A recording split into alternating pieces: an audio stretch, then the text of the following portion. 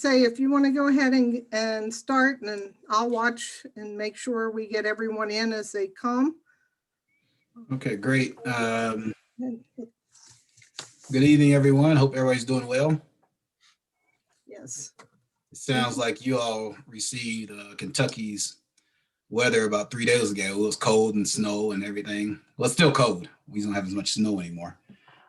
So anytime you want to know what's going to happen in Maryland, just call about 3 days ahead of time, and I'll tell you your weather, because we're going to get it first probably.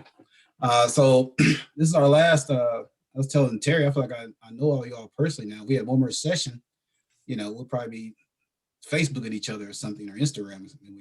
We've spent all this time together. So what I'm going to do tonight is we're going to talk a little bit more around equity and culture responsive teaching. And the last part is what I talked about. I was going to try to do a little bit of is having facilitating conversations about race. And I think that's appropriate, and it's going to be probably need to be addressed when all schools are back in fully face-to-face. Some schools are, some not.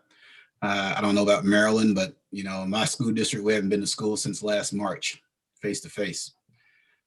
So next week they're starting integrating elementary and with hybrid days and things of that nature. So, but we anticipate, and plus we've been so close to Louisville and all the things that happened in Louisville last year in the summer and in the fall, that's going to be a continuous issue. Our district is about 52% students of color, about 55% free reduced lunch. A good number of our white students on one side of town is really poor.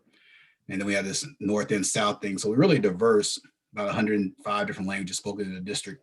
So I've been working with them a little bit, talking about this also. The other thing, I'm going to stretch you all a little bit today with that conversation, with some conversations and a video. But my strategy is grace, civility, and then accountability. So we'll do it with grace and civility. You all are my my Maryland trim tabbers. Does anyone know what a trim tab is? Nope. Has anyone ever been on? Just raise your hand if you've been on a cruise before. Okay, usually, us educators, we probably haven't been. We don't get paid any money, so we can't afford to go on a cruise. But anyway, so I was on a cruise December before last, first time ever, and so we were talking to the captain. We got a little tour or whatever, and he was talking about the rudder. Well, the rudder on the back of the ship is what turns the ship around, okay, in the ocean. But because the water is so powerful, it's difficult for the rudder to turn the ship around. And so what the engineers did, they put a smaller rudder on the larger rudder, which is called a trim tab. And what that rudder does is provide leverage on the big rudder to actually turn the ship around. So if you go on a cruise, you stay in Cozumel, somewhere it's time to turn back and go to Florida.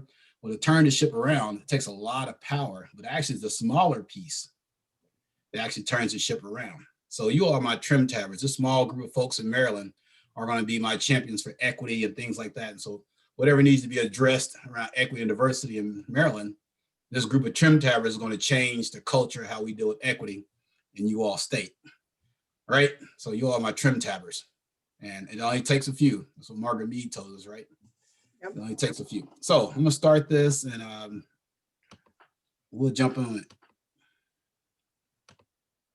I am probably going to do more talking than I usually do, just to get through some of the content.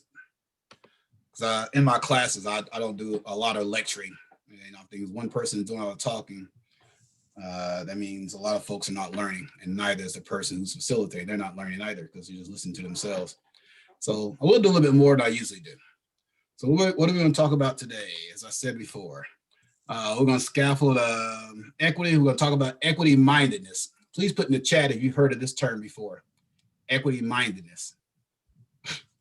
I know last time we talked about equity literacy and equity literate educators. Now we're talking about equity-mindedness. We're going to do a culture responsive teaching assessment. Okay.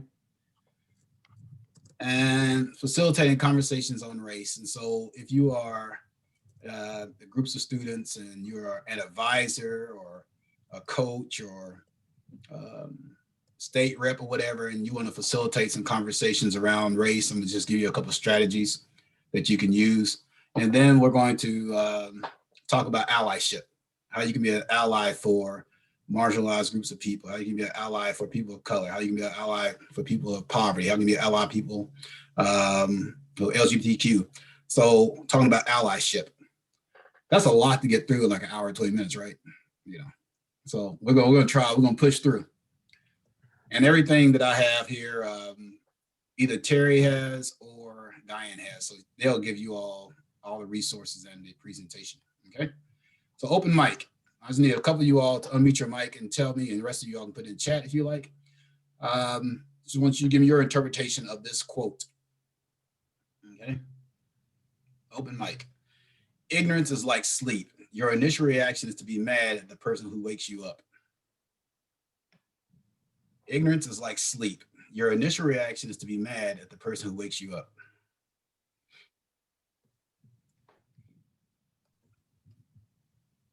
And you can put it in the context of what we've been talking about the last few weeks or so. Or you can do whatever you want to do. It's your choice. You want verbal responses? Yeah, I like that, verbal and chat. Yeah. Okay. I read that as it takes me out of my comfort zone. Okay. Thank you, Tom. A few other folks. I'll just add to what was said for Tom, not only taking it out of the comfort zone, but also being possibly told I'm wrong. Ah. All right.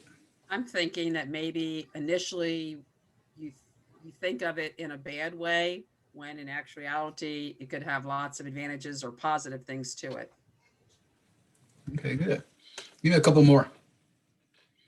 And then Terry can read some out of the chat also. The reaction might be mediated by how much or how long you've been asleep. True. It is true. Literally, figuratively. Exactly. Tara shares it like much like being awake, unlearning ignorance will require work and energy. And Kim shares, I think it depends on how much sleep you've had or your prior knowledge. Anyone else?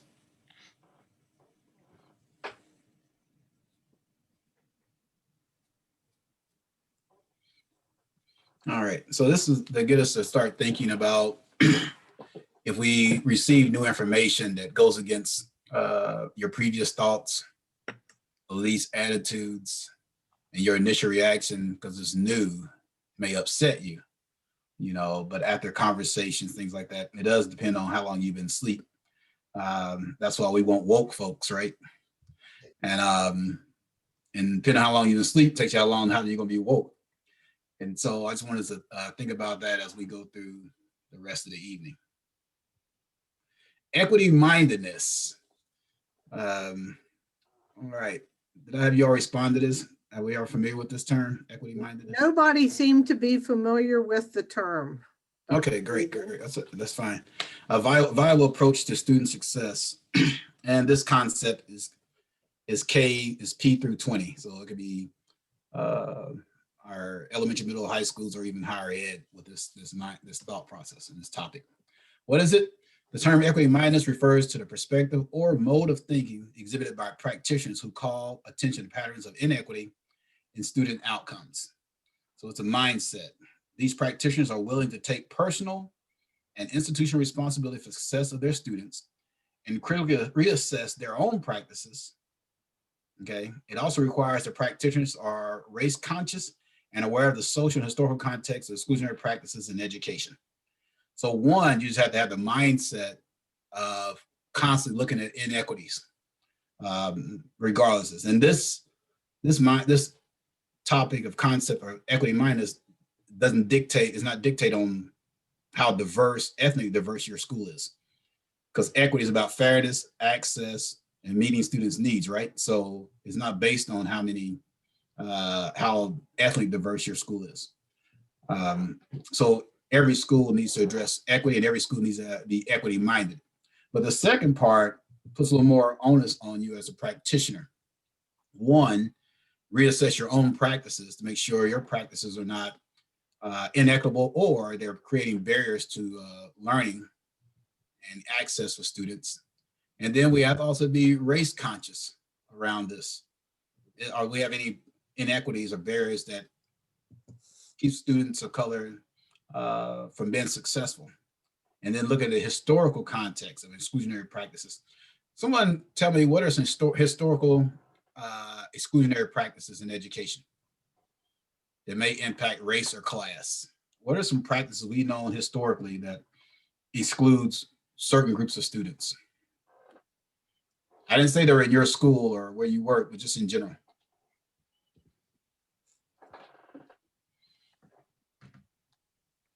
Well, oftentimes it's a separate but equal thinking, when actually it may be separate, but it's not equal.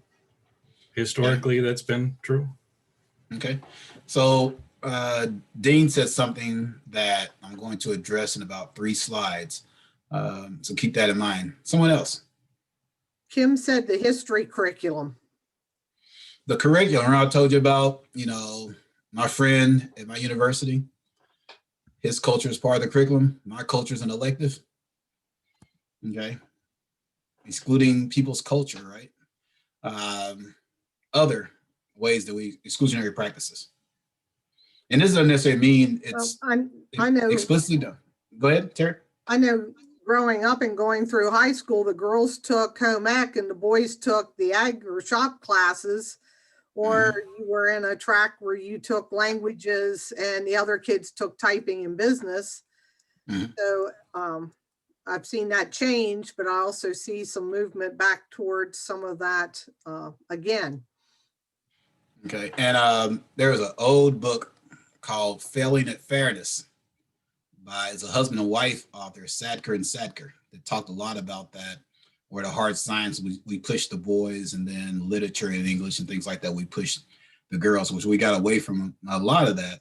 But sometimes it rears its ugly head sometimes. It relates to gender equity, right? Anyone else? Any exclusionary practices? So we looked at gender equity. We talked about equal versus equity. Well, Anything in the chat? In Yes, go ahead. general, examples that an instructor would give, or problem situations that might be based on the culture of the instructor and not consider what other ethnic groups in the class that might not be familiar to them. That's a great example, Tom. And what we call that is some students have more cultural capital in the classroom versus others.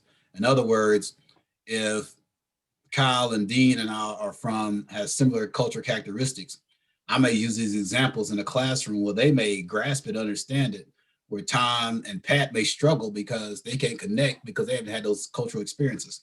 So some students have more cultural capital in their classroom than others, and practitioners need to recognize that and use a variety of examples, as Tom is saying, to make sure class is, that we call instructional equity. Does that make sense? So China shared, Dr. Cleveland, that in many cases, our history isn't even included in the K-12 curriculum beyond a statement on slavery. You have to wait oftentimes until college to get this knowledge. And I call it a lot of assumptions are made. Yeah, I call it history in the margins. It's always like, Dr. King, Frederick Douglass, a couple other people, you have like 2 paragraphs and then a picture of them in the margin. And then we just keep it going, keep it moving.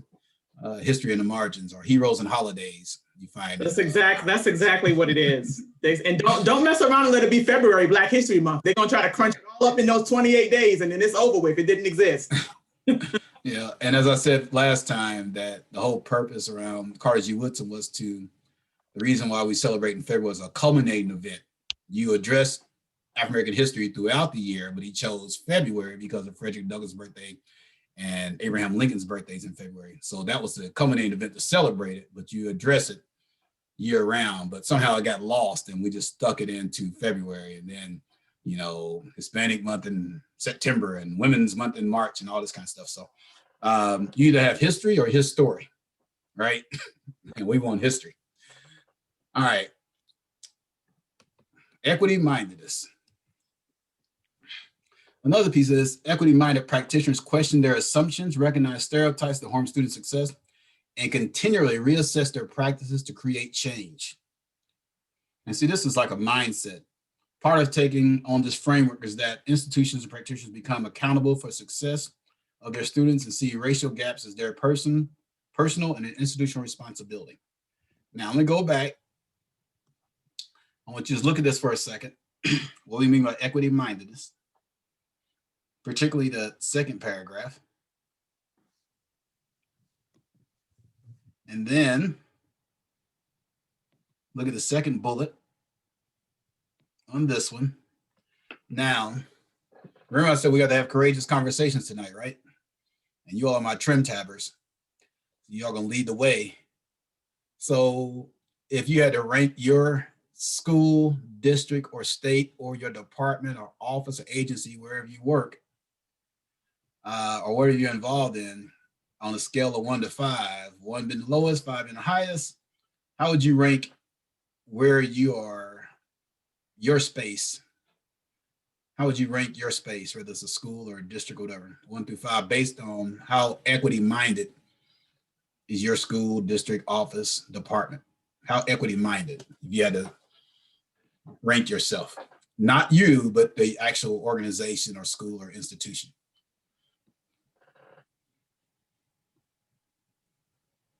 And it's okay, no one will get upset with you. How would you rank it? 1 through 5. How equity-minded are we? You can put it in the chat. Dean says 3.5. Kim says 3, China 4. My state officers can answer also. Yes, they can. Based on their experiences at their schools. Kyle says 3. Helen saying around a 3. And I think we think we're at a 4 or 5, but in reality, probably closer to a 3. Yeah, we always think like a little bit higher than what we usually really are. And you could be something different depending on, you could talk about instruction, you may be a 3, curriculum may be a 2. I mean, it all depends. Building relationships with diverse groups of students, you know. Sarah Schreiner shares that her school has a goal of 10, but it's probably about a 6 to 7. And she notes that she is the equity rep and she gets more training than others on her staff. Michaela says our organization may be a 4, in the school probably a 3 or a 4. Mm-hmm. Diane says she wants to say 3, but it's not sure if that's realistic.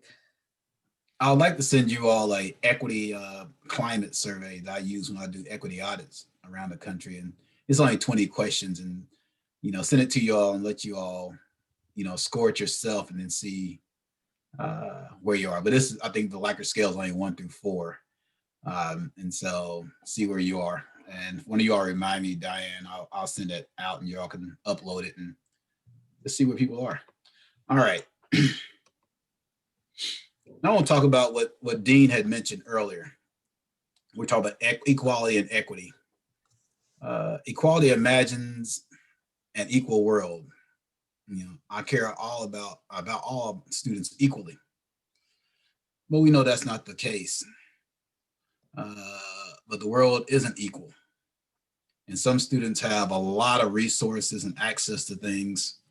You know, second, third generation college students, you know, SAT, ACT tutors. We all know that SAT and ACT, part of that doing really well is knowing how to take the test, not all about content.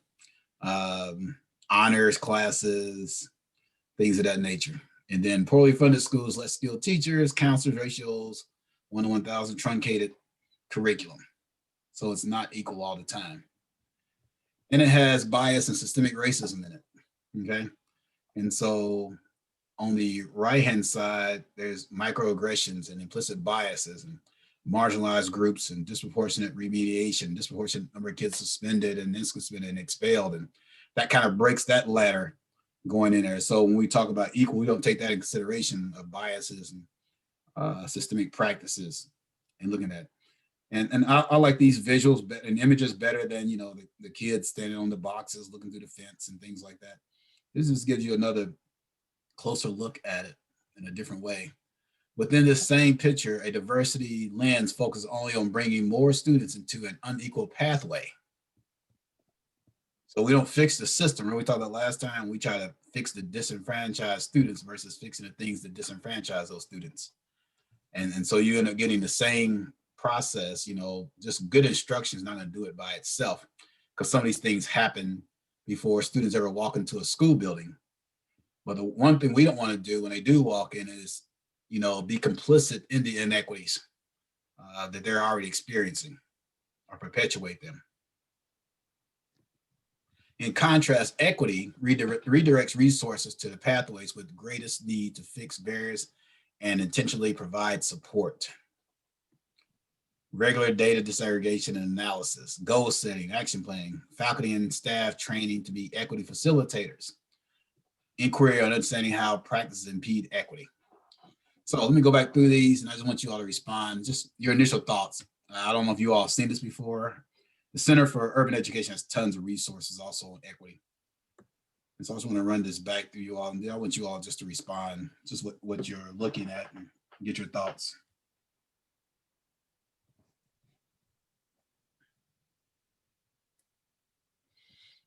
So what's going through your minds?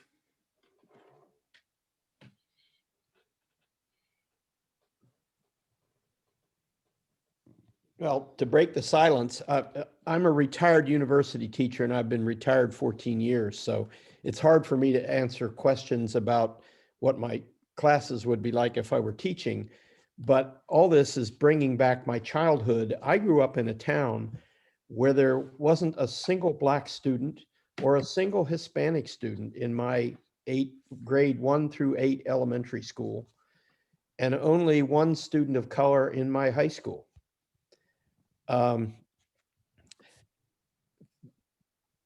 That's very different than where I'm living now, where you see people of color repeatedly. But honestly, I really didn't until I went to college. And I had never thought about that before, but there just wasn't any way for me to have any appreciation of minorities of any kind because there weren't any. Okay. Lived experiences, right? It's critical in these conversations. Other folks, what do you think about those images that I showed you? And how often do you all talk about that in the space that you occupy right now and professionally? And state officers included. This For me- isn't, oh, I'm sorry. No, sorry. Whoever. Hey, that's why I'm a great facilitator when I start fighting to talk. Go ahead, Michaela.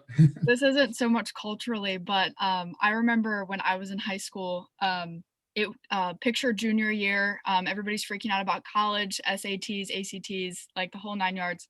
I was with someone his mother went to Northwestern and his father went to Notre Dame. I was a first generation college student, had no clue I was doing.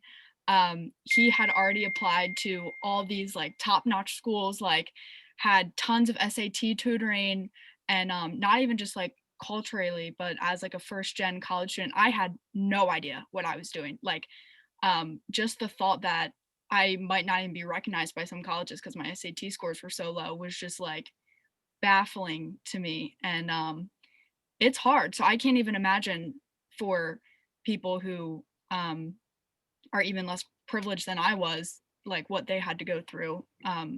Because I thought I was struggling, and yeah, I can't even imagine. So I just thought I'd throw that out there because that. But Michaela, you raise a good point, because both things you're talking about are equity issues. One, you didn't get access to prep and things like that, whether in school or at home. So getting access to that content, yeah, and then getting access to rigor, because we know that the ACT and SAT are rigorous. If you don't get access to that content at the high school level, why should we expect you to make a 27 on ACT and you never saw the content that would drive that? So two of the things you're talking about is equity issues, access to rigor and access to content and materials and things like that. So yes, that makes sense. Perfect makes sense. Pat. Yeah, when Dr. Hartsock was mentioning his things, what came to mind was when my daughter, who is now 30, but when she was in pre-K, she had a student in her class that ended up growing up with her, and they are still friends today, but she has Down syndrome. And so my daughter knew no difference between her and any other classmate. And when Caitlin invited her to her first, I don't know, she probably had a birthday party when she was, 6, 7, 8, somewhere in there. And the parents came to us and thanked us so much for inviting her to the birthday party, because their little girl with Downs had never been invited to a party before, because other families maybe didn't know that she would be able to come or want to come or whatever their thoughts were.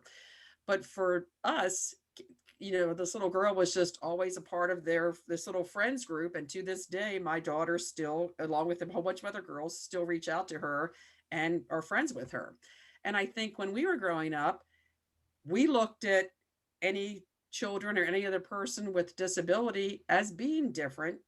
But I think it was because that's how we were, there weren't as many maybe, or we weren't familiar with them, or if we had somebody where I saw it in a whole different light when this little girl was in my daughter's class and grew up with her as a friend. And I think some of that is just the comfort zone and the whole not knowing. And I think that goes with lots of different things, not just, um, learning disabled, but us being ignorant and not thinking about others in other ways. Yeah, we do suffer from xenophobia, right? The fear of the unknown. So we taught that if somebody different, you don't say anything, you don't know them. You ever see people, you're talking, Pat and China's on the elevator talking, and then somebody gets on the elevator, they don't know, they just stop talking all of a sudden, start looking at the wall and the ceiling, so sometimes we're a little afraid of things we're not familiar with. Anyone else just respond to the images that you see? Dr. Cleveland, Sarah Schreiner shared in the chat that Maryland is the second or third most segregated state educationally. So she thinks a lot of kids are in situations here in schools that are not that diverse. Wow, I would never thought that, on the East Coast. That's interesting. Oh, the University of Maryland was one of the last places around here to integrate. I mean, it's hard to believe this far north, but that's the way it was.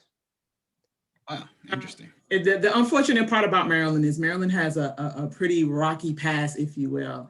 As you know, Amistad was here.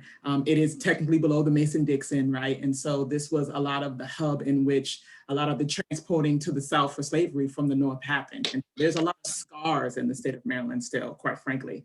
And so that doesn't surprise me with the segregation, because a lot of people are not, quite frankly, ready to face those realities and face that past. People just kind of say that happened all those years ago. And it's like, yeah, it did, but you do know there's aftermath. There's a thing called aftermath, and you do know there are some populations that are suffering from that aftermath. Folks are just uncomfortable about talking about it. So sometimes, not all the time, but sometimes it can be easier, right, for some folks to just segregate or maybe kind of just stick within their group instead of advocating for more integration, because it kind of takes away the opportunity to feel uncomfortable about some of these conversations. So that is unfortunate. I'm sad to hear that, but I'm actually not too surprised. What it means to me when I look at this graphic is something kind of completely different, right? So unfortunately, it's kind of a deja vu for me. I've had these experiences primarily, throughout my K-12 experience, but the most kind of scarring for me was in high school. I joke, but to kind of give people an idea of the type of high school I went to, and I've shared this before, I'm originally from right outside of Boston, Massachusetts. And so I went to a high school that I, have grown to jokingly call Eastside High.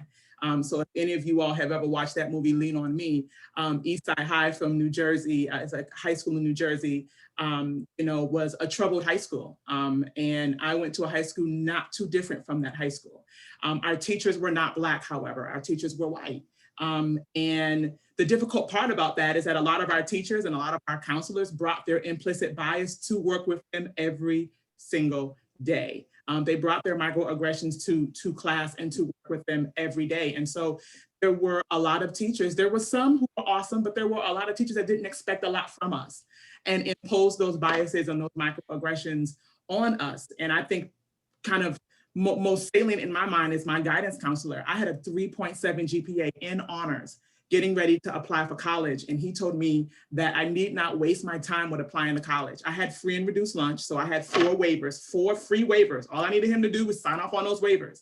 And he actually refused to sign the waivers. I had to get my mother involved, the principal involved, because he felt that he's like, you don't need to go to college, you need to go to Job Corps. Like he didn't expect, again, 3.7 GPA, honor student, right? But because I went to a school that was a bit troubled, and because I was a student of color, he didn't feel that I was maybe smart enough or couldn't handle it. So he discouraged me very much from going to college. And when I kind of challenged that and moved forward with applying and needed those free vouchers, he became very kind of resistant to the point, like I said, where we had to get the principal involved. My mom had to get involved. And you know, that messes with your psyche, that messes with your you know, with your ability to believe in yourself. And fortunately, I was able to grow out of that and become who I am today. But I'll never forget that impact that unfortunately that guidance counselor had on me. All right, thank you all. Say, can I share Lyra. real quick? Yes, Diane, go ahead.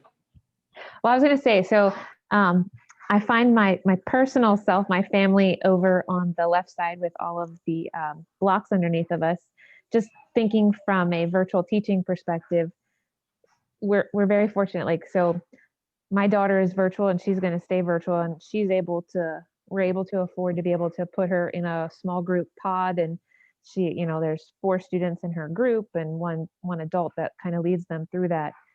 And I don't see too many students of color with that same ability. She's in 2nd grade. And I also think, you know, gosh, we want to do what's best for our kids. And so we're able to do that. But, you know, last year we put our son and we put both of our kids in a preschool, you know, because we wanted that really good program for them and to get that good foundation.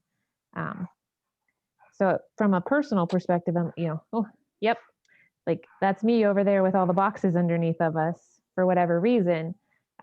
But you asked about, like, do we talk about those things on the on the broken ladders? And when I was on leadership, I guess I really didn't have an understanding, you know, like are young Black men being suspended in, you know, Frederick County Public Schools more than other groups of students? And the answer is yes. And I guess I didn't see that because I try to work through that with students before we get to that point. So it just didn't dawn on me that, like, you know, some folks' first response is write the referral and send it off and let somebody else deal with it rather than trying to figure out, you know, why we're having these issues. So yeah, I honestly didn't know it was a problem, because for me, it wasn't a problem, but obviously it's a problem for them in other classes. And so when you're in a, Diane, you're in a faculty meeting or department meeting or whatever with other teachers or whatever. And so if you raise that issue, it goes back to that initial quote, you know, ignorance, you know, when you wake people up, they initially are upset, right? And so I could probably come to your school right now and say there's a disproportionate number of males of color suspended. But if I ask people to look deeper into the data, who's doing the suspending? And 2, most of the time, and I have never been in your school, have I? Tell them I've never been in your school, right? Most of the time when African-American males or Latinx males are suspended, it's usually for subjective reasons, and white students are suspended for objective reasons, meaning that white students are suspended for weapons, drugs, fights, you know, there's no discretion right there. A lot of males of color are suspended for fail to follow rules, insubordination, lack of respect, which are all questionable, depending on who you ask and how you define those things. And or suspended more for the same behavior. But we never examine our practices. We always look at the behavior of the students. And if it's a predominantly white school, it's usually poor white males who are the ones suspended also, you know, depending on the space, which is a whole thing about intersectionality. But we gotta move on. It's Diane's fault. She got me off track. You know, it's her fault. Dr. Cleveland, Kim Yes, ma'am. added to the discussion that the graphic does a nice job of clarifying equity issues for the many people out there that don't feel that inequality has any bias or basis. So, you know, the other images with the boxes looking over the fence, it doesn't explain like this does, right? It just tells you exactly what's going on. The other ones just leave it out there. You got to figure it out. You know, there's no figuring it out here. All right. We're going to take a culturally responsive teaching assessment. All right. And so just so we can move a little bit. Now, if I was face to face, you would actually have to stand up, but I'm not going to make you stand up. All you have to do is this. I'm going to ask you, there's going to be a statement. If you agree, you throw both hands up. If you disagree, one hand. All right. Easy money. All right. Culturally responsive pedagogy is a new and special type of pedagogy that is relevant only to poor and students of color. Agree, both hands. Disagree, one hand. All right. Disagree. Exactly. Every student has a culture, correct? And we want to be responsive to their culture experiences in the school. Good job. Culture responsive pedagogy is a bag of tricks that minimizes the difficulty of teaching some diverse students. You all better not miss this one. There's no tricks in teaching it. It's just good teaching. Right? Tricks. All right. Disagree. All right. Disagree. Culture responsive pedagogy requires teachers to master the details of all the cultures of students represented in the classroom.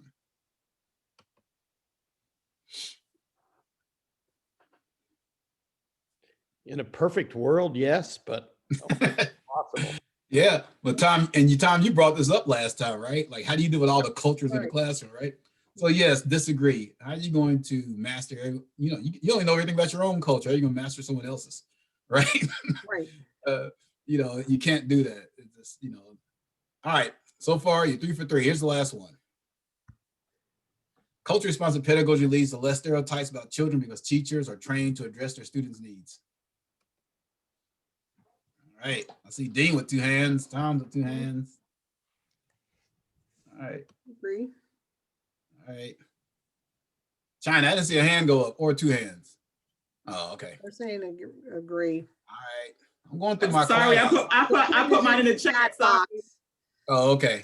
Yeah, they're All right. putting it in the chat box. They're agreeing with you. Okay. So with this one is a little tricky. I'm gonna go to Tom's word. In theory, this is true. In theory, you can train people and things like that, but if you don't apply it, correct?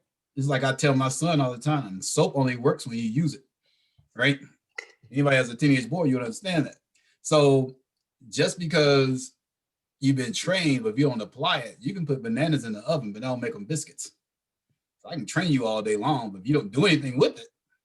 So in theory, it's true, but it has to be applied. Good job, you all. And I'm gonna run through this. You all know this. This is important right here. Culture is a filter through which people process their experiences and events of their lives. It influences people's values, actions, and expectations of themselves. It impacts people's perceptions and expectations of others. If we process information through our own cultural lens, what's the implications for teaching and learning? If we know that we process information, okay, through our own cultural lens, what's the implications for teaching and learning? What does that mean to us? Well, if you continually do that and don't try to make an adjustment, you will never understand the people you're dealing with. I mean, our part of growing up is understanding what we're filtering and working to not filter it that way. Okay. Thank you. Other thoughts?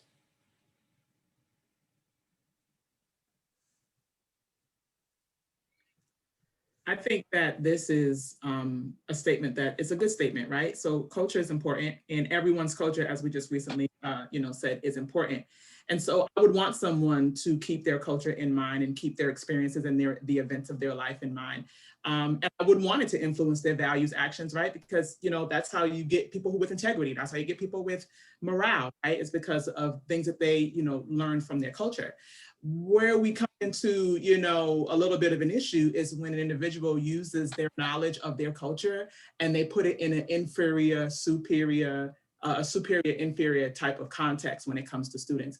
We should never be in a position where not just students, and even colleagues and coworkers and administrators, you know, we should never put ourselves in a position where we think on a regular basis or feel on a regular basis or portray behavior on a regular basis that pretty much solidifies that our culture is the dominant, the most powerful, the best, it's superior, right? I think, you know, it's okay to have those individual experiences and expectations of ourselves, but we should not make anyone else's culture inferior to what we think our culture is. That's where you get into the issues, because that's when you start treating people differently. And that's when you start to, you know, we talked about that implicit bias, that first training.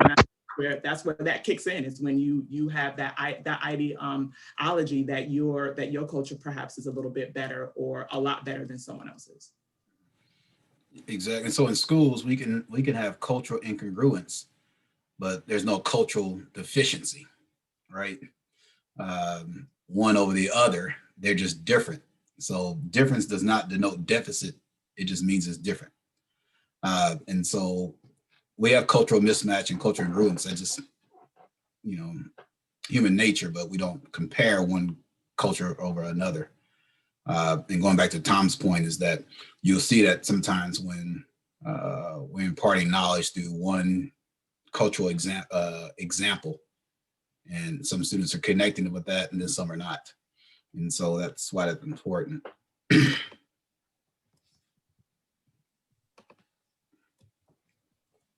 Culture responsive teaching. Somebody read that for me.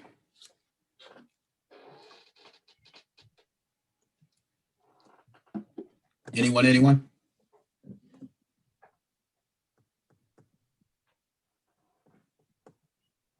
Culture is central to learning. It plays a role not only in communicating and receiving information, but also in shaping the thinking process of groups and individuals.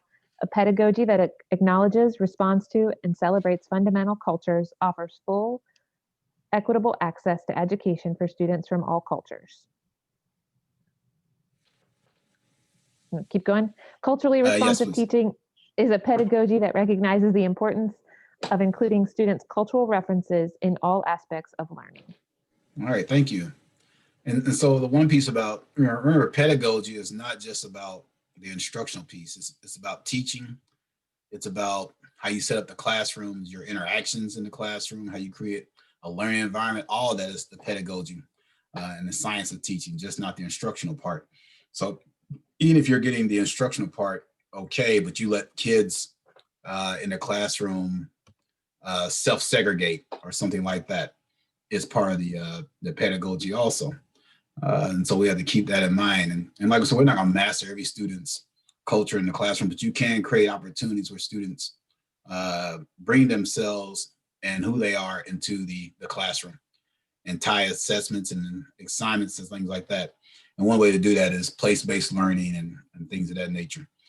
Even a larger culture, they make a culture of Fredericksburg, right? And then you do concentric circles where all down, what is your culture within that larger culture of the city or whatever, with place-based learning. And so that's just a brief piece around culture responsive teaching. So, as I said before, this is going to be conversations and a concern and an issue moving forward in our schools. I think more than we know it. I think two things is going to happen as we move forward and we get back to normal, whatever that is, or is going to be. Is two things I've been telling schools to really consider is these conversations about race, and also that social emotional learning is going to be so important after the pandemic, because schools are not going to be the same for a while, because everyone, you know, they don't operate in a vacuum. So whatever's going on in society is going to come to our schools, and we have to have our teachers and administrators, counselors, school social workers, everyone prepared, one, to have these conversations, and two, to really be prepared to work with students, because many of our students are going to be coming to school with a lot of trauma And a lot of our teachers are going to come with trauma or secondary trauma also. And so we have to be prepared for that. And I told you the first time we said, you know, that the pandemic is COVID-19, social injustices, and economic strain all together. And that's what people are dealing with. And so they're going to bring that to school. But one of the things, and I know in our district and other places, maybe where Diane works for sure, this is going to be an issue, right? It's coming up, and we can't put teachers in a situation where they're not prepared to have those conversations, right? And it's unfair to them, and then something, you know, happens in the classroom, then we want to blame, you know, the teacher because of classroom management or whatever, and we just bypass this issue all of a sudden. So many of y'all probably seen this video. If you have, that's okay. You know, just revisiting. Show of hands, how many seen the video, Uncomfortable Conversations with a Black Man? Anyone? Oh, we're about to have some fun. Okay, so we're gonna watch the video and then we're gonna go into breakout session groups, and we're gonna talk about the video, and then we'll come back and talk about a couple of things you can do with strategies about facilitating conversations around race, and then we're gonna talk about allyship. All right, that's the game plan, at least anyway. So somebody, China, give me a thumbs up when I start playing this. Make sure you can hear it, okay? Welcome to the first of hopefully many episodes of Uncomfortable Conversations with the Black Man. In the midst of all this chaos in our world, so many of y'all have reached out to me, and by y'all, I mean white people, have reached out to me asking, how can I help? How can I join in? How can I stand with you? So I've created this for you. Because in order to stand with us and people that look like me, you have to be educated on issues that pertain to me, and fully educated so that you can feel the full level of pain, so that you can have full understanding. I fervently believe that if the white person is your problem, only the white person can be your solution. And so this is made for you, my white brothers and sisters, to increase your level of understanding so that you can increase your level of compassion and lead ultimately to change. So consider this a safe space to answer so many questions that I've seen from y'all. The first question I've seen a lot of, Emmanuel, why are y'all rioting? I understand protesting, but why riot? And to that I submit this. MLK said that rioting is the language of the unheard. For years, Black people have tried peacefully protesting, going back to 1965 and before with the Selma March, and that didn't work. And then in 2016, Colin Kaepernick, he took a knee, and that agenda got moved to a flag, which was never the goal. He just wanted to raise awareness on social injustice. So that didn't work. And so now we've seen riots because Black people and hurt people are trying to get the attention of the oppressor. They're trying to raise awareness of the oppression. I was biking around Lake Austin the other day, and there was a white girl about 15 meters ahead of me.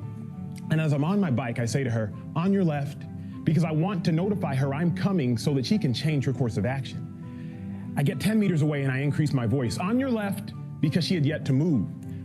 I get 5 meters away and she's still there, and I say, on your left, because I realize if she doesn't change her course of action, there will be a collision. And as I approach her, I yell, on your left, and we collide.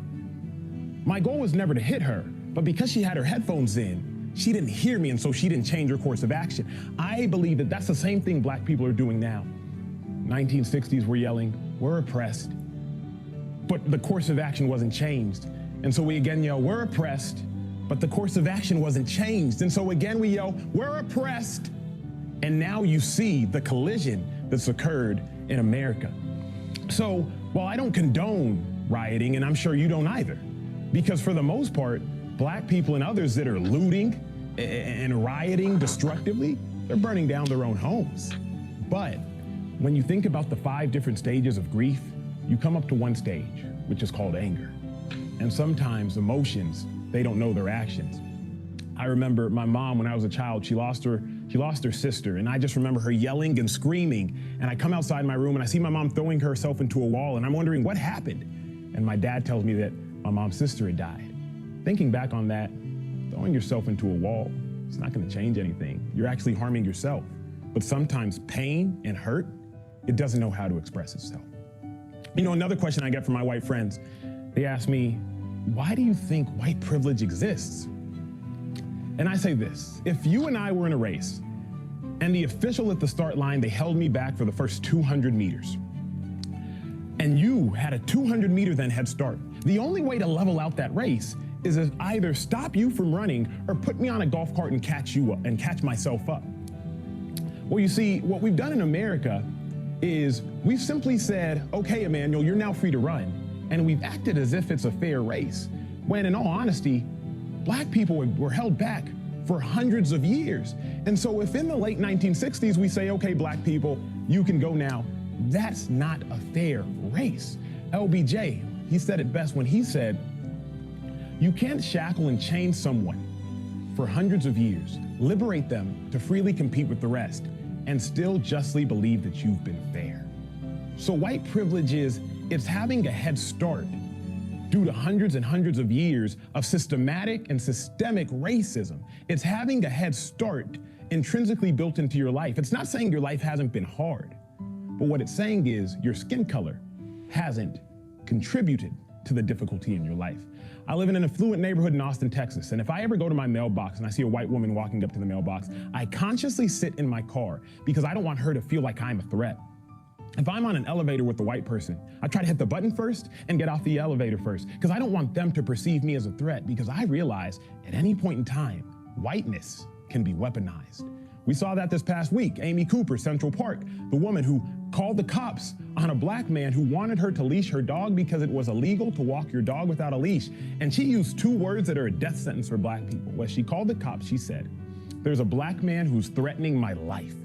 Both of those things, as far as when you compile them together, were a lie, because that Black man, he was a bird watcher. And while so many people saw that incident and they were heartbroken, I, as a Black man, saw that incident and was reminded of 1955. Emmett Till, 14-year-old boy who was lynched, mutilated, and killed by two white men because a white woman made a false claim saying that he flirted with her. In 2017, that white woman recanted that story. In 1956, the two white men that killed him, they got off. And they admitted that they did it because they knew they couldn't be charged again due to double jeopardy. That, to me, is white privilege, the ability to weaponize your whiteness and the ability to live life unconsciously, because I, as a Black man, have to calculate every move I make the second I walk outside my house. Another question I get that I'm sure several of y'all have thought, if not your kids have, how come Black people can say the N-word, but we can't? I had to do some research on that to educate myself a little bit further. The N-word is synonymous with oppression, execution, and subordination. Black people were so long treated and viewed as no more than the slave to a master. We were viewed as dirt, and that word is synonymous with that. So there is a visceral reaction whenever we hear that word coming out of someone whose complexion is white that reminds us of the pain of our ancestors. Black people took something that was meant and originally used as evil, and we turned it into a term of endearment. So white people, I submit that you can't, shouldn't, and nor should you ever have a desire to say that word, whether quoting a rap song, a movie, or anything. Because remember, that word is truly synonymous with hatred. The abolitionist Frederick Douglass, he wrote when talking about his master that reading and learning would spoil an N-word. Because remember, Black people were nothing more than a slave to their master. And when you think about, well, then why should Black people saying it? And if I can't say it, then you shouldn't either, Black person. We've been oppressed for so long, our rights have for so long been limited, that for you to now try to again limit our speech, it's painful. So that's why, in a nutshell, in a few minutes and seconds, why you can't say the N-word. And another question I've gotten so often, how come Black people care more about white on Black crime than Black on Black crime? It's not that we don't care about Black on Black crime, but let me propose this. When a Black person commits a crime, they go to jail. When a white person commits a crime, they get off, and hopefully they even get arrested. Ahmaud Arbery, the Black man that was chased and gunned down by two white men in Georgia, it took us 2 months to arrest those perpetrators. And the only reason we did? Because we saw the video. Imagine if camera phones didn't exist. Black on Black crime is an issue, but if you do the research, high violent crimes are all interracial. Blacks kill blacks, whites kill whites. Hispanics kill Hispanics. So it's not that we don't care, but it's the same issue as why y'all saying Black Lives Matter when all lives matter. We understand all lives matter, but right now, Black people are dying at the hands of white people, and I can't change that. Only you, my white friends, y'all can change that. So if you want to know how can you help, how can you stand with us, how can you stand with me, you must first educate yourself so you know exactly what you're standing for and why you're standing. Because the only way we can solve this issue is through exposure, through education, through compassion, and through empathy. Thank y'all for tuning in to the first of hopefully many episodes of Uncomfortable Conversations with the Black Man. Consider this a safe space to educate yourself and help me help you by leaving your questions and sharing this video. Because while you might think you're not ignorant, someone you know and someone you love, they may be.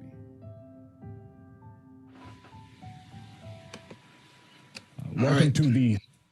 That was a lot, huh? Yeah. So we're going to go into our breakout rooms, and there is no expectation. You just talk about whatever your initial reactions of it. It was a lot. I don't understand some of it. Oh, I get it.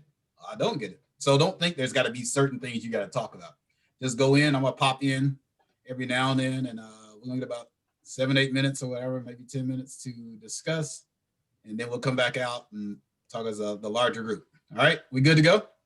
Good to go. All hearts and minds clear? All right. All righty. All right.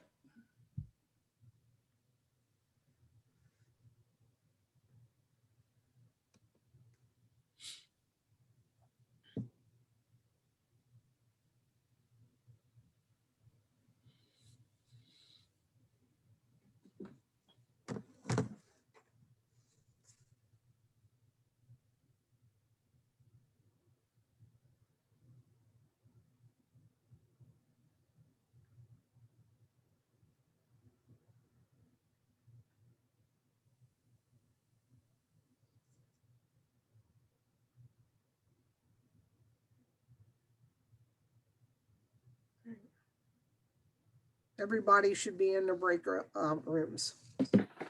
Okay, I'm gonna just pop in some here and there. That's fine. Well, you and I can talk real quickly. What'd you think?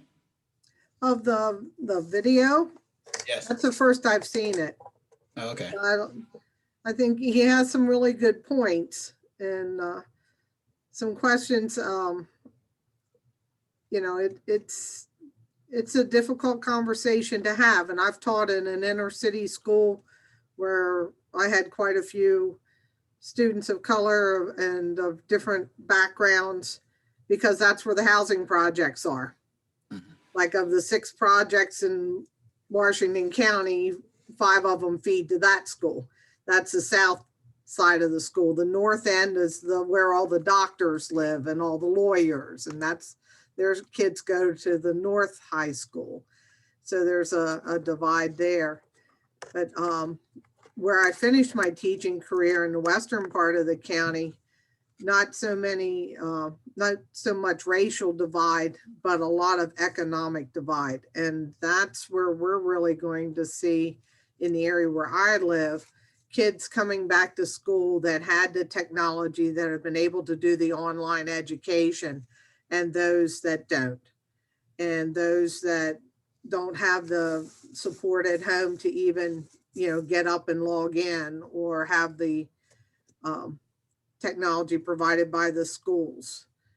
So when they go back, there's going to be so much disparity in the classes as between the kids, that I can see some tensions there. Like, why are we waiting for you to go over this? We've already done this, when there's other students that haven't had that opportunity because they haven't been able to do the virtual learning as well.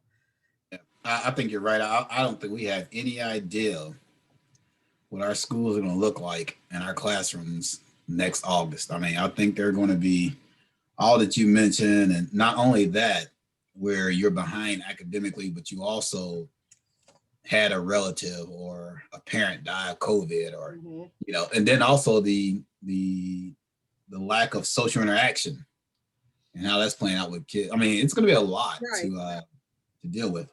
It is. It's going to be a lot, and it's going to be hard. And a lot of the young people, like you said, have lost parents or grandparents, relatives that they lived with. The economic strain on the families, where now mom and dad have had to move in with other relatives because they can't pay the rent. And our homelessness rate has really skyrocketed since November in our area. More families in the shelters, not just men or women, more families with children in our shelters. And It's gonna be a lot. it's I'm gonna be- jump in a Yep. couple of these rooms. How much time did you give them? I gave them 8 minutes. Okay, great. I'm gonna jump in a couple of these and see what's going on. Alrighty, I'll join too.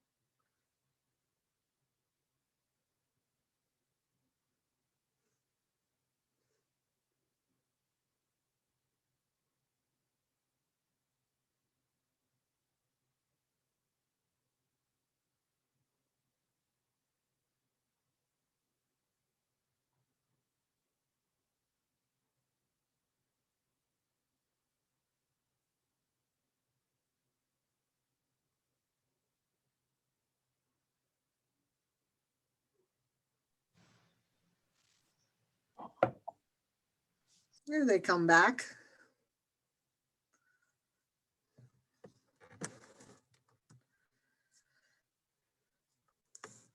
You have some good discussions. Yeah, it's pretty good. I guess everybody else is waiting for the timer to end. They all got a warning. I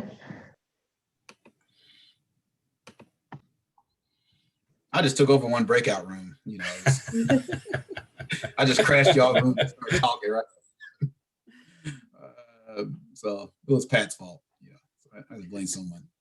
So talk to me. You know, I didn't get to everybody's room. I hijacked you all's, but you know, what did y'all hear? What y'all think? I was telling them it was a lot. I threw a lot at you in like 9 minutes, right? There's a series of videos he has where he's talking to like 9 white police officers. He's talking to white clergy. There's actually one white clergy. He talks about interracial marriages, and you have multiracial kids. How that, you know, that's a lot right there, right? You know, just experience all this stuff like that. So talk to me. First of all, how can we get access to the rest of the videos? Yeah, all of them are on YouTube. Every single one of them. Okay.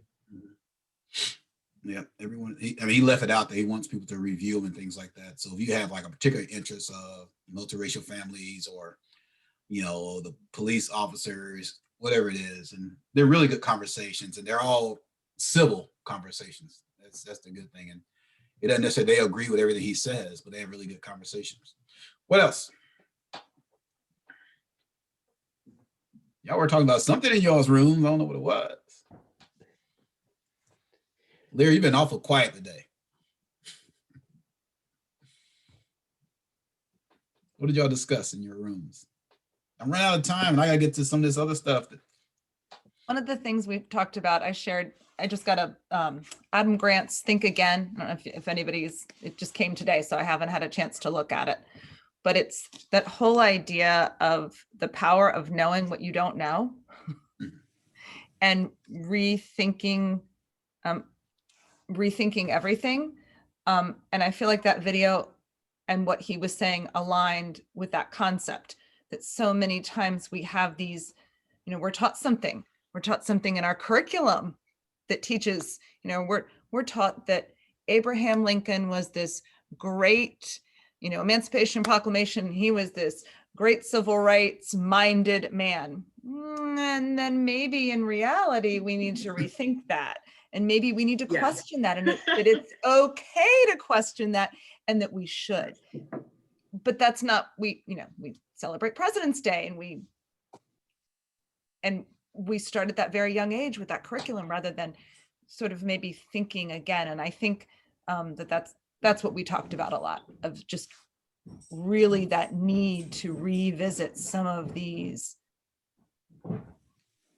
kind of preconceived assumptions that are almost taught and then re-emphasized and reiterated over the years. Okay, thank you.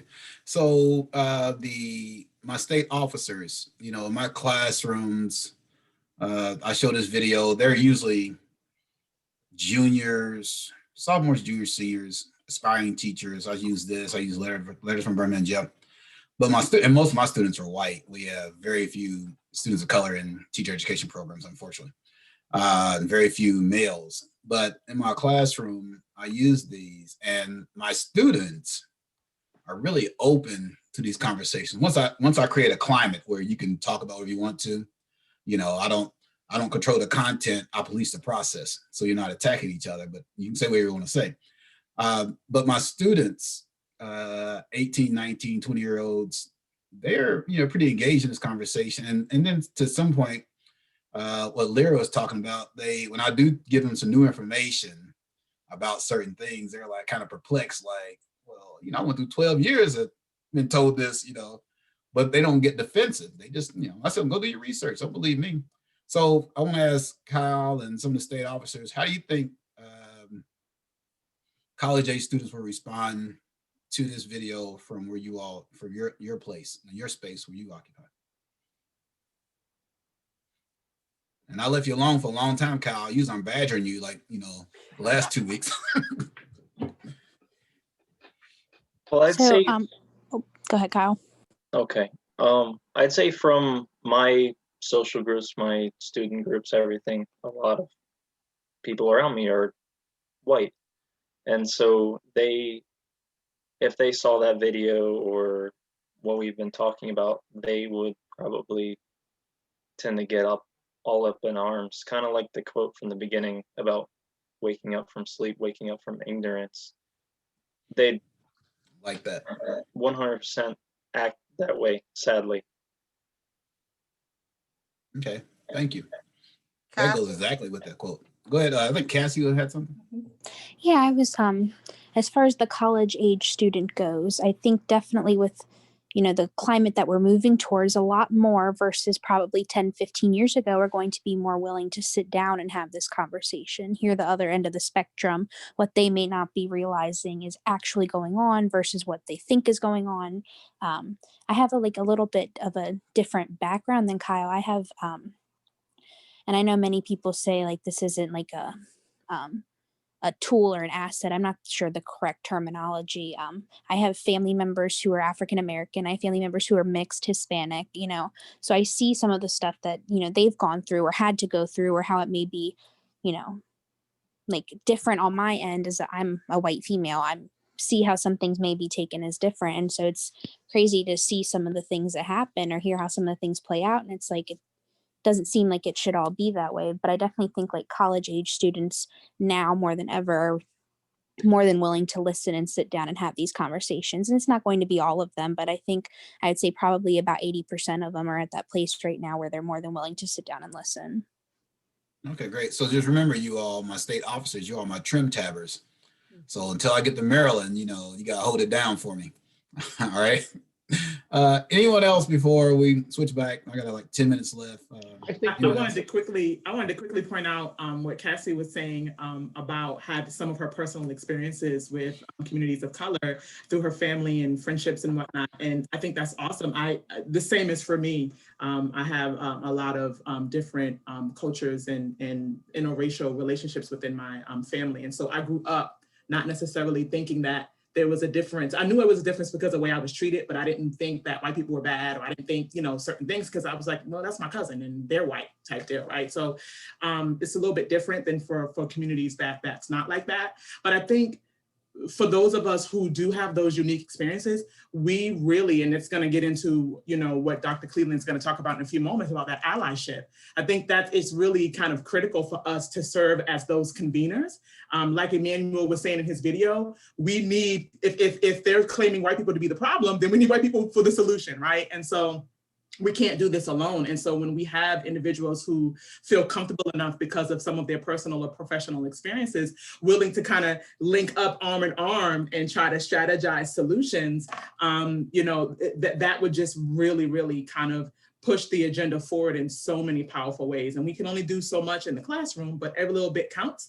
Like Dr. Cleveland said, what happens in society happens in the classroom, and what happens in the classroom typically trickles over to society. So if we can play our part and link up, and become really, really great allies for ourselves, for our colleagues, and for our students, I wouldn't be surprised if we start seeing, some real powerful change here in our nation, especially with the current leadership that we're under. And I'll just say one or a couple of things with the state officers. And so, who else we have? Kyle, Cassie. Who else is a state officer? Elsie, Michaela, Elsie, Helen, and Morgan. Morgan. I see Morgan over there. So if you all are, you're all in and you're trying to have these difficult conversations, understand that people are at different places. So if they don't get it initially, you don't get upset. You don't get upset with them. This is a journey. All right. And so it's like, they can't do fractions. You can't all of a sudden get upset because they can't do algebra, right? It's a process. And so everybody's not going to be in the same place when you have those conversations. So I'm going to jump over here real quickly. I'm going to try to do this in like 9 minutes. And then, can you make me host again, Terry? I think I went out for a second. I didn't mean to, but I did. I left you all. You all didn't even know it. Sure. I'm sorry, Dr. Cleveland. No, it's actually, I actually left the meeting. You all get me all upset and I just left. You send us to breakout rooms and you cut out on us. Yeah, I don't want to get something to eat real quick now. I did. Okay. I'm kind of go through this real quickly. Cool PowerPoint, right? Cool slide. So facilitating conversations about race. A couple of things. This is really important, and it's kind of like what Emmanuel's talking about a little bit. Know the counter narratives. There are recurring themes that consistently emerge in conversations about race, particularly from those who do not want to talk about unequal opportunity or the existence of racism. Some things: ideal that racism is largely over and dying out over time. People of color obsessed with race. Claiming discrimination is playing the race card.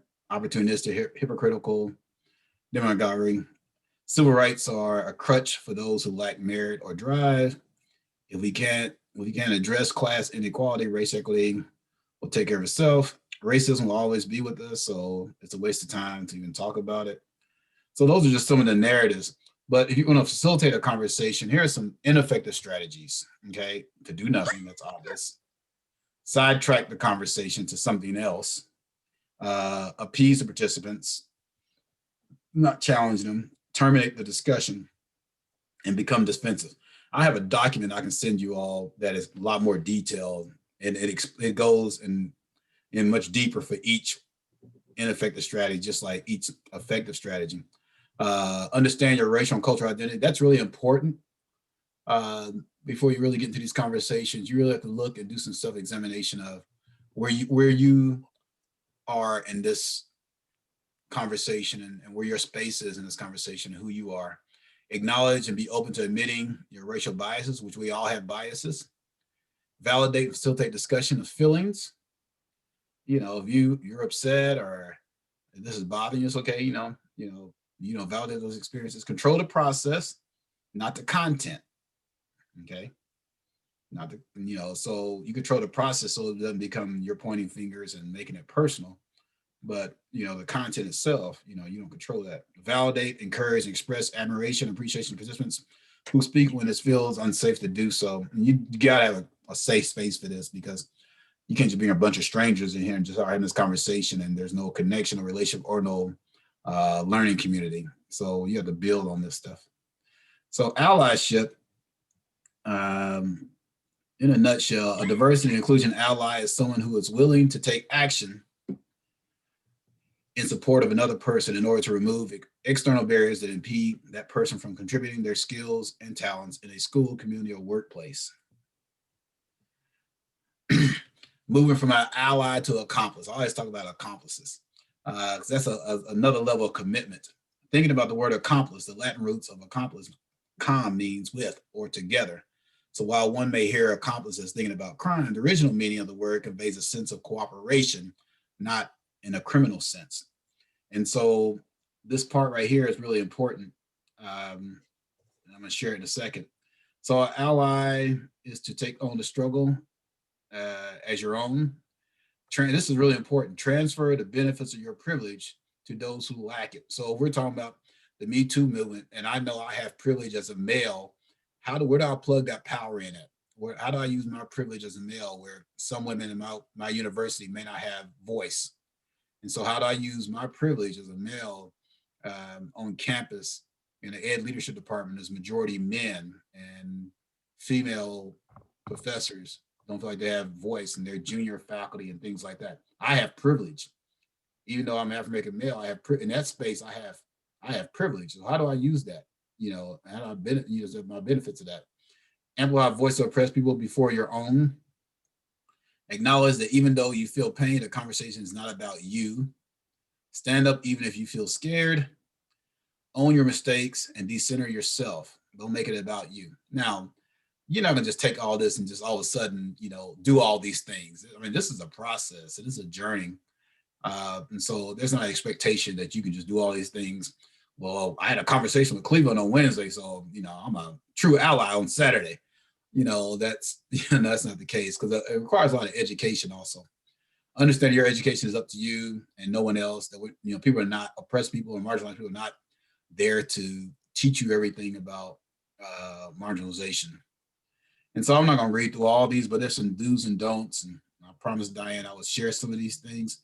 And also have it's an allyship guide that I can share with you all also, just to tell you some things that you can do as an allyship. So you can be an ally for, it could be racial discrimination, it could be for LGBTQ people, it could be for poverty. You can be an ally for a different groups of people. So it's not only about race. And there's some do's and don'ts that you definitely want to be aware of. An ally will mostly engage in activism by standing with an individual or group in a marginalized community. An accomplice will focus more on dismantling the structures that oppress the individual or group. And such work will be directed by stakeholders in a marginalized group. Simply put, ally work focuses on people and accomplice work focuses on policy and practices. Okay, and I don't know if you all are familiar, you heard of accomplice before, that just moving from your work. Change happens in an organization when the discomfort remaining the same is greater than the discomfort of change. Change happens in an organization when the discomfort of remaining the same is greater than the discomfort of change. And I know I went through that pretty fast, but since this is the last night with you all, and you all know my takeaways, or some of us will call exit slips, it's you finish based on everything we talked about tonight. You can finish any one you want. I learned that, I realized that, I was pleased that, or I was not aware of. So with that said, I would like for everybody, instead of just putting in the chat, actually voice one of your takeaways. It's just not the same in chat versus me hearing you. And you can pick any one you want. Just, what's a takeaway? I learned that, I realized that. Somebody may have had an epiphany tonight. I was pleased that. They might have thought I was great. please say it.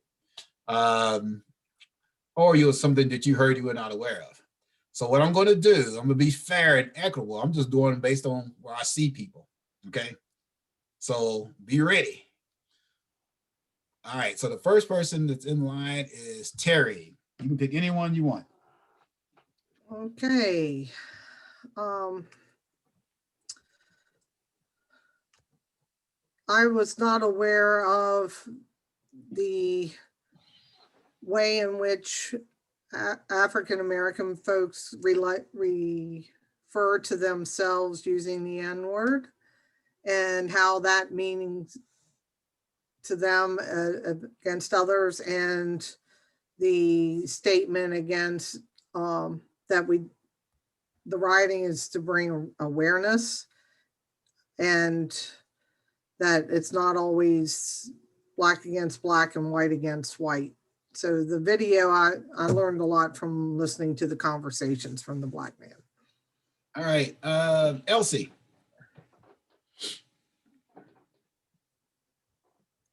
I guess I would say that I learned that there is more out there, I guess, because like, kind of like what a lot of us had said, that we don't really have that experience like around us. Cause I guess you could say the majority around me is white people.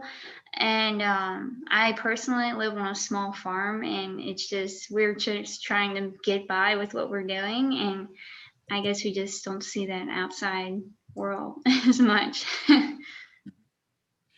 I get it. You know, necessity. Like, I'm trying to eat. I don't have time for all this, right? Lyra. Am I pronouncing your name right? Is it Lyra?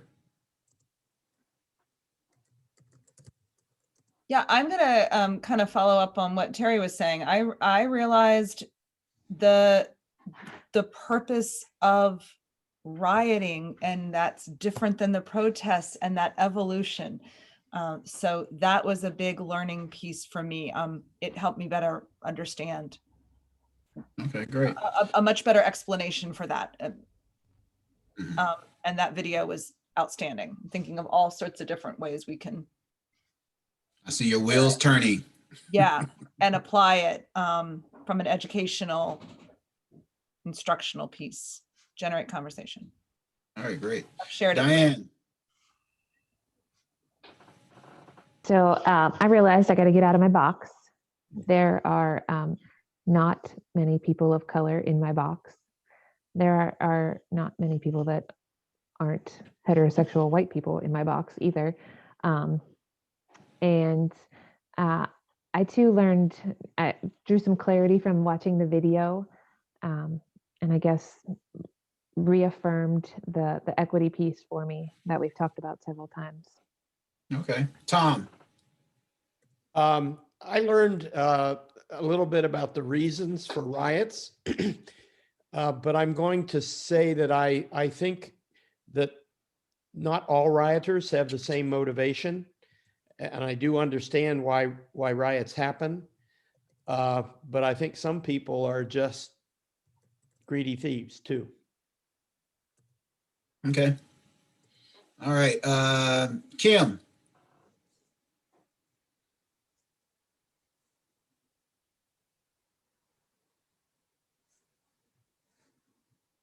You're on mute.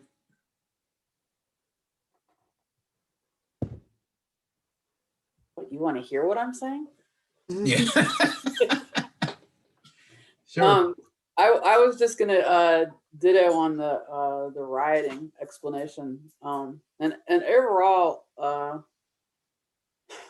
guess because all through this, I hear people say, throw up all sorts of, excuses why, institutionalized racism, that racism doesn't exist and there is no oppression, blah, blah, blah. So I learned a lot of things tonight, especially that were, I guess, better ways to frame it to kind of help people understand the problem. Okay. Yeah, put it where they can get it. Yeah. China. All right. So I was pleased that you were able to show the video with Emmanuel. Very powerful video. And I'm just really glad actually that he's doing a series. I didn't realize that it was a series that he was doing.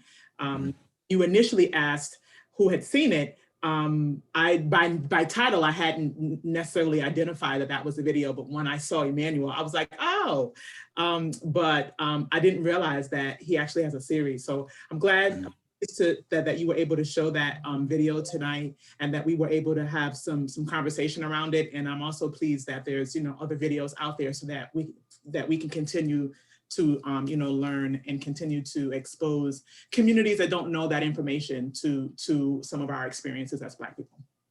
Okay, Kyle.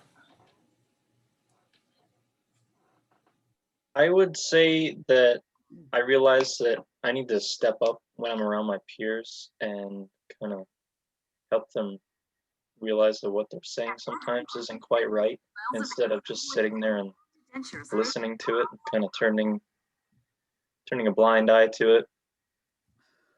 Okay, remember grace, civility, and then accountability. Sarah.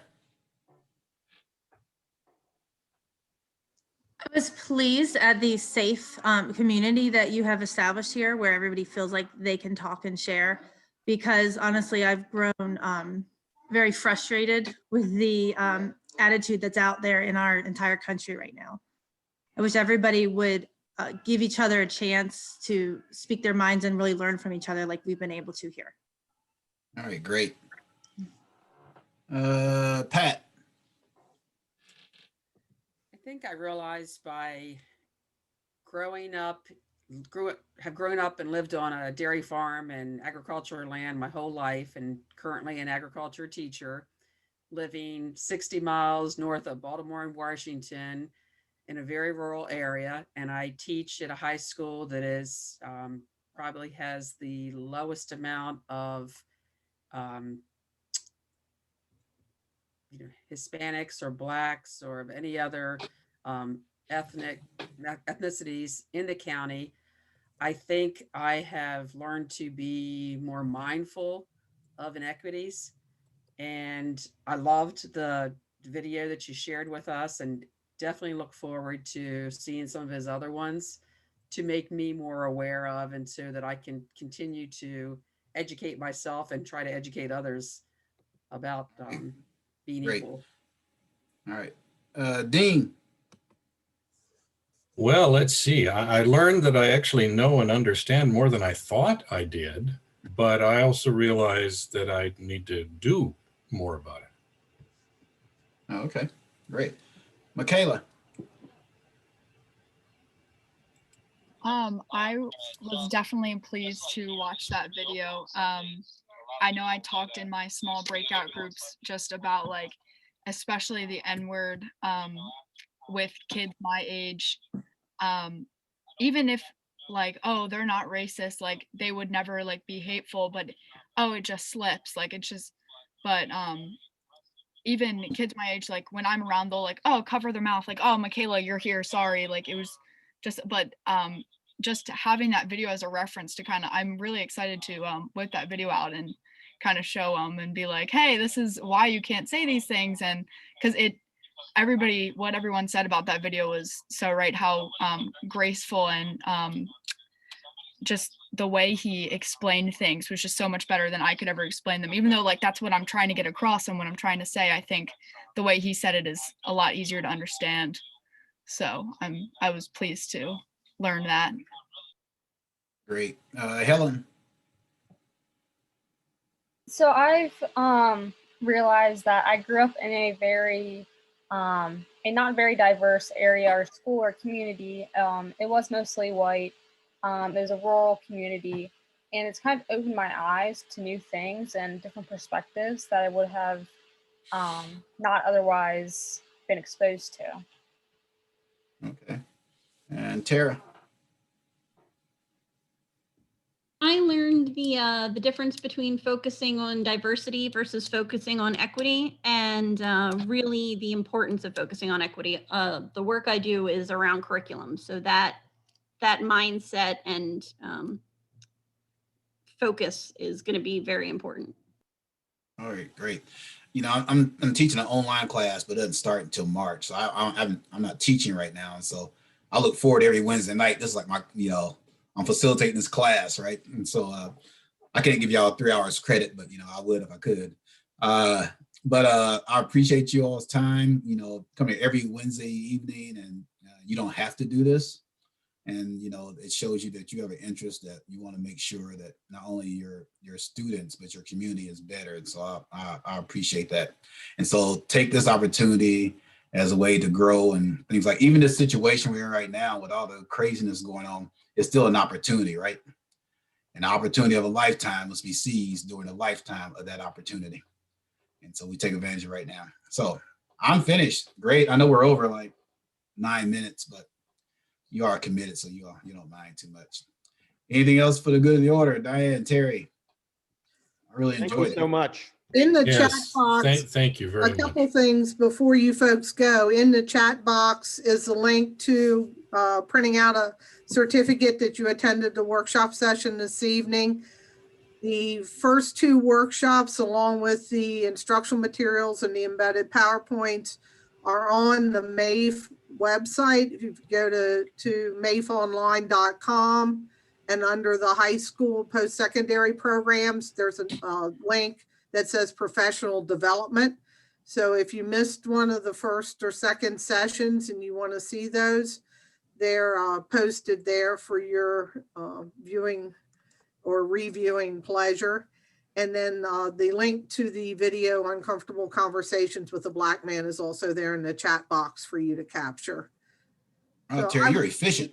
I would really like to thank Dr. Cleveland for his time, and I'd like to thank Diane for her leadership with the Maryland Ag teachers in bringing this opportunity to us. And I know we'll be in touch, or hopefully we can keep in touch with Dr. Cleveland, because we sure would like to have him here at least for one day to spend in Maryland and back at the harbor for dinner, or be able to share with our teachers in a one-day workshop. So we would like to try to schedule that as things hopefully progress through the summer and next fall. So thank you, Dr. All right. Cleveland. Thank you all for participating in the conference, in the All workshop. right.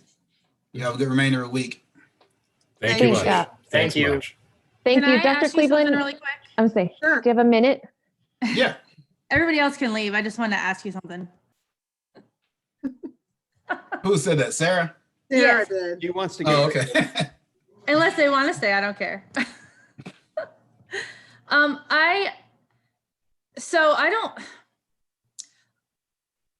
How do we restructure and reframe everything so that it's not quite as negative? Or, I loved how we did this, and I'm not uncomfortable to talk about race in certain situations. And I grew up right out, before I moved to this rural county, I grew up right outside the city. So my background is different than a lot of other people that I live around. And even my own kids they're not around enough people of minority. And I'm a little frustrated with our teachers union right now because I'm open to these conversations, and I really appreciate the way that this is we can talk and we can learn from each other.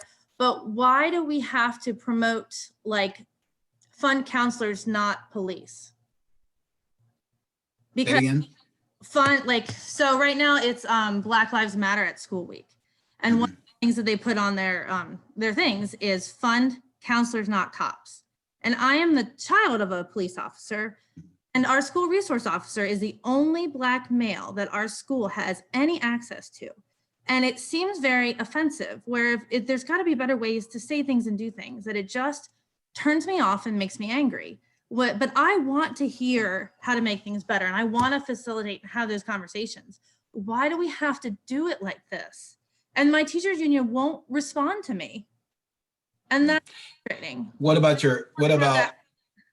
a small group of teachers initially and at your school? I'm sure, hopefully you're not the only person. There's got to be some other like-minded people thinking that way. And if all things, counselors should understand, because the conversation is not about defunding the police. The conversation is about how you move resources so police officers don't have to go to a call that is non-confrontational. Let's say that Diane has having a mental health issue. So that's where police are not trained for that. And a lot of times it appears that police are just being mean or whatever.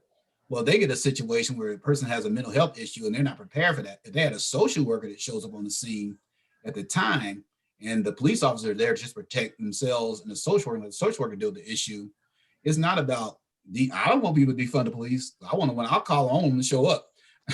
So it's all about, the narrative and how people will flip it. And so probably a lot of people, when they hear that is defunding the police, is, there's two narratives. One is about, re-examine the resources of the police department. And one is like defunding the police, which makes no sense. And so that's one thing you're battling, is the narrative out there.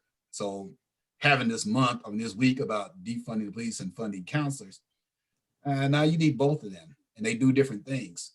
But it's even compounds the problem when the only person of color in the school is the police officer. Now you talk about taking resources from him. So what I would say is give them an example where they can understand it. In this case, take race out of the equation or police out of the equation, where they can understand where they felt like they were discriminated against, lack of access, someone with a disability and things like that, where they may understand that, start there and then move it to something around race or something like that, because they're not going to get that, not yet. But you also probably need to find about 5 or 6 like-minded people like you and just start that. And do y'all have like a diversity club or diversity ambassadors at your school? Well, so the problem is this is a county level and a state level and a national thing. Mm-hmm. Have you heard of Black Lives Matter at School Week? No, I actually haven't. I mean, I know schools will do it, or, I know our schools have done it, not an entire week, but they do something like that. Yeah. Mm-hmm. So apparently it's like a national thing, and the state really the State Teachers Association has pushed it, and then the county is saying, well, we're doing it because the state's saying to do it. But the whole, their graphics from the national group, whatever, Black Lives Matter at School Week, has that on there. And how do you combat something like that? And when I ask them these questions, they just say, well, that's what they're doing. So why as a nation is this the way we're framing this? We have to do better. And if I feel like when I'm asking these questions, I get made to feel like I'm wrong. You know what I mean? I want what's better for Black people, for everybody, but there's a better way to do it. And we have to listen to each other. You definitely do. And also we got to be really careful about Black Lives Matter, the mantra, and Black Lives Matter, the organization. If you go to the website, most African-American people are not tied to Black Lives Matter, the organization, because it really is not about Black people. If you go and look and see what they're actually doing, and I don't know who funds it and all that kind of stuff, the mantra about Black Lives Matter also, and, and looking at that, that's one thing. But the organization and having these weeks and things like that, there's a lot going on. You have to be really careful. And so people may have fallen into this whole thing, feeling like they're pressured to do something. Because my thing is that, why are you having a week? Don't Black Lives Matter week are important every day? And aren't the white kids' lives matter every day? So the week even doesn't make any sense to me, because now you're just saying it only matters this week. And we can go back to being, discriminatory and biased now since the week's over. We're good. We put some posters up and had a couple of programs, and now we can move on. So a lot of it's ignorant. And the other fact is that you have